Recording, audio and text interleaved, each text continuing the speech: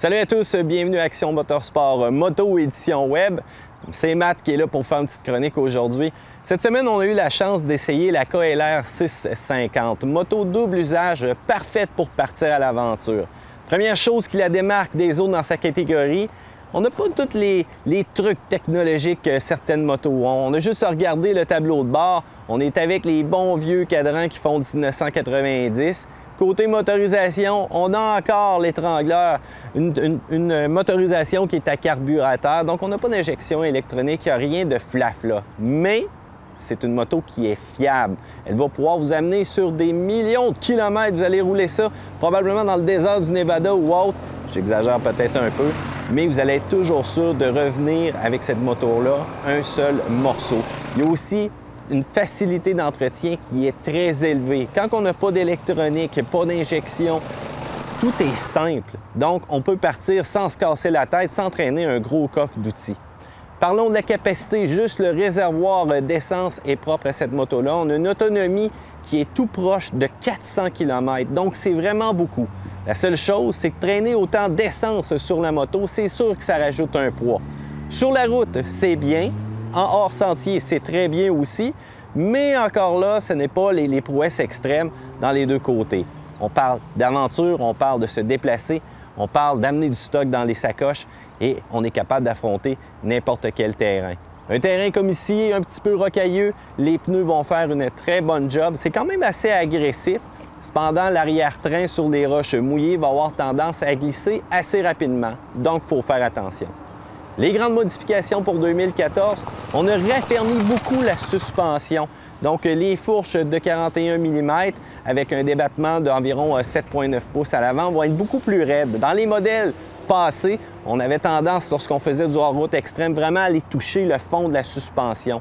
Même chose en arrière, les ressorts sont beaucoup plus fermes. Ça va donner une bonne conduite. Sur la route, on ne le ressent même pas. Mais lorsqu'on arrive vraiment dans des conditions un petit peu plus extrêmes, là, c'est sûr qu'on va sentir que la moto va travailler beaucoup mieux.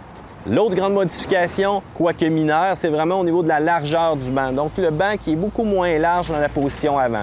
Si vous êtes petit, si vous avez moins de pattes que moi, ça va être parfait pour vous. Vous allez être plus en mesure d'aller toucher à terre. Mais je vous dis tout de suite, c'est une moto qui est quand même faite pour les grandes personnes. Une fois que vous êtes bien assis en place, les pieds, des fois, n'auront peut-être pas tendance à toucher à terre comme d'autres motos.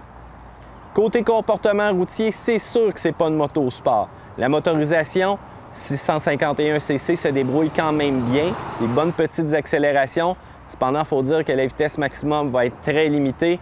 La minute qu'on arrive dans les 110 km/h, 120 km/h, ça tourne 5000 quelques tours.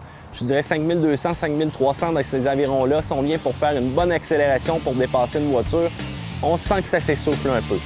On ne subit pas trop les effets du vent grâce au pare-brise. Et je peux vous dire que c'est probablement la moto que j'achèterais pour faire vraiment un double usage, partir longtemps, l'autonomie d'essence, mais surtout la conserver et avoir une fiabilité hors pair. La Kawasaki nous offre une très belle finition. On peut voir aussi la grande plaque de protection directement en avant si jamais vous promenez dans les rochers ou autres. Si une roche frappe là, aucun danger là, pour les composantes moteurs, même sur le côté ici. La béquille de grande dimension, on aime bien ça comme ça. On peut même voir la fameuse réserve lorsqu'on manque d'essence, parce qu'il faut dire qu'il n'y a pas d'indicateur d'essence dans le tableau de bord. C'est un peu particulier ça, donc on y va comme on le sent. Si vous connaissez un petit peu l'autonomie de votre moto, vous allez peut-être passer en mode réserve à un moment donné et vous ramener en mode normal lorsque vous avez fait le plein.